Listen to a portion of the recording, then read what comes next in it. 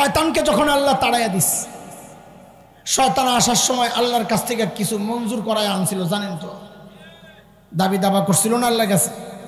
কেন করছে এটা, কেমনে করছে, ছোট্ট একটা গল্প উদাহরণ শোনাইলে তাহলে ও শয়তানের কামটা বুঝবেন। 3-4 বছর আগে হজের সফরে ছিলাম আমি মদিনায়। তো মদিনা ইউনিভার্সিটির কিছু ছেলে বাংলাদেশের, ওরা আসা যাওয়া করে, দেখা সাক্ষাৎ করে, ওরা গল্প শোনাইছে। হুজুর এক কাহিনী হয়েছে আজকা। কি হয়েছে কয়, থানা থেকে মদিনার পুলিশ হজ মিশনে ফোন দিছে, আপনাকে এক হাজি সাহেব ধরা পড়ছে ভিক্ষা করতে যাইয়া, ভিক্ষা করা নিষেধ, ধরা পড়ছে।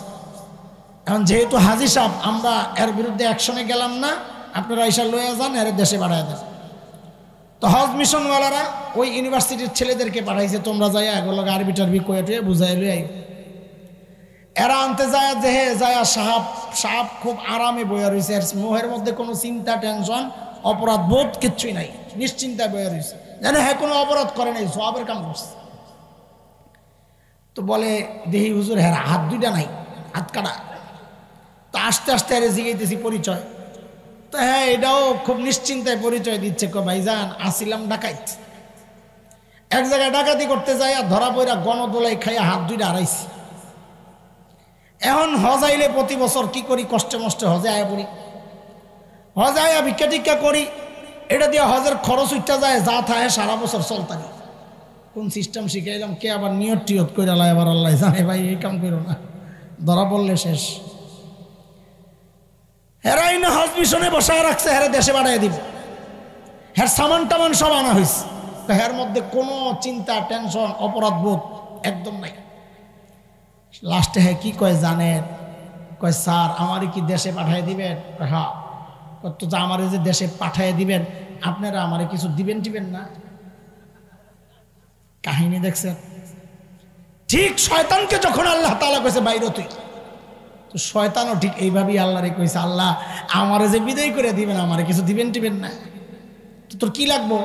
তো শয়তান 3টা আবদার করছে। পোলাপাইন কথা কয়টা? 1 নাম্বার, রব্বি আনজিরনি ইলা ইয়াউমি ইউবাসুন, আল্লাহ পুনরুত্থান দিবস পর্যন্ত টাইম চাই। আল্লাহ কয় যা দিলাম, ইন্নাকা মিনাল মুনজারিন, যা দিলাম। আর কিছু? আল্লাহ আদমকে তো সন্তান দিবেন, বাচ্চা কাচ্চা অনেক, আমি তো একলা, আমি যে দুনিয়ায় যাই ওরকম আয় খেলা হবে, তা আমার কর্মী লাগবো না? আমি একলা পারবো? তো কি লাগবো তোর? আমারও বাচ্চা কাচ্চা দেন। তো আল্লাহ কইছে যা, আদমের যেমন সন্তান হবে তোরও সন্তান হবে, যা। হ্যাঁ সুযোগ পাইয়া কয় আল্লাহ আর আখেরি একটা চাই। কি চাস? আমি মানুষের রগে রগে ঢুকে আরে ধোকা দিতে চাই, সুযোগটা দেন। তো আল্লাহ কয় যা, তাও দিলাম। নবী আলাইহিস সালাম বলেন, ইন্না শাইতান ইয়াজরি মিনাল ইনসান মাজরাদ দাম, শয়তান মানুষের রক্তের রেশায় রেশায়, রগের ভিতরে ভিতরে যায় দৌড়াইয়া ধোকা দেয়। আচ্ছা বলেন তো, ধোকা দেয় যে শয়তান রগে ঢুকে কোন দিক দিয়া? শয়তান আমার ভিতরে ঢুকে কোন দিক দিয়া? কথা কয় না, চিন্তা বেড়ে গেছে গা। আরে এত ফাঁক থাকতে একটা কোয়েলা লিখতে হয়, কোন দিক দিয়া? মুখ দিয়া। আচ্ছা একটা কইছে তো, অন্যরা তো কথাই কয় না, কোন দিক দিয়ে ঢুকে? হ্যাঁ ময়লা জায়গা পাইছে সবচেয়ে পিছনের রাস্তা, হ্যাঁ এটারে বাছাই করছে, তাও তো একটা যৌক্তিক কারণ আছে। শয়তান তো ঢুকবে রগের ভিতরে, পিছনের রাস্তা দিয়ে ঢুকলে রগ পাইব? হ্যাঁ জানার জিনিস, জানার জিনিস। জানেন না কেন এগুলা? শয়তান ঢুকে হাত পেছনে নিলে মধ্য অঙ্গুলি যেখানে যায়া লাগে, ঘাড় আর কাঁধ এটার মাঝখানে, ওই জায়গা শাহরগ, যেটা তো রগে ঢুকা দরকার, যেটাকে ইংরেজিতে বলে স্পাইনাল কর্ড, যেটা আমার মূল রগ, ওইটা দিয়া ঢুকে ভিতরে, ঠিক এই জায়গা দিয়া।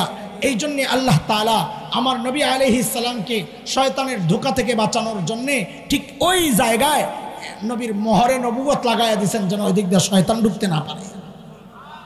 তো এবার কোন ঠিক করে শয়তান ঢুকে কোন দিক দিয়া? ঘাড় আর কাঁধের মাঝখান দিয়া।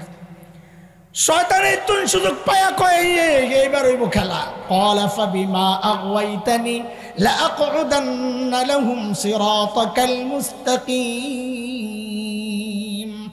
আল্লাহ আমি এই অপশনগুলারে কাজে লাগায়া আপনার বান্দারে জাহান্নামের রাস্তায় উঠাই দিব, সিরাতে মুস্তাকিমের উপর চলতে দিব না। শয়তান যখন 3 জিনিস মঞ্জুর করাইছে, আচ্ছা মাঝখানে একটা জিনিস জিজ্ঞাসা গেল, শয়তান কয় জিনিস মঞ্জুর করাইছে? কার কাছ থেকে? কার কাছ থেকে? আরো জোরে। তুমি আর শয়তানের চেয়ে খারাপ। শয়তান কিছু লাগলো তার জরুরত হচ্ছে আল্লাহর কাছে পেশ কইরা আল্লাহর কাছ থেকে পাশ করায় লইলো, আর তোমার কিছু লাগলে তুমি যাও খাজার কাছে আর বাবার কাছে আর কবরওয়ালার কাছে। তুমি আর শয়তানের চেয়ে খারাপ। কথা কোন ঠিক কি? শয়তানের চেয়ে খারাপ। যে কবরওয়ালার কাছে চায় সে শয়তানের চেয়ে খারাপ, কারণ শয়তানও চাইছে কার কাছে?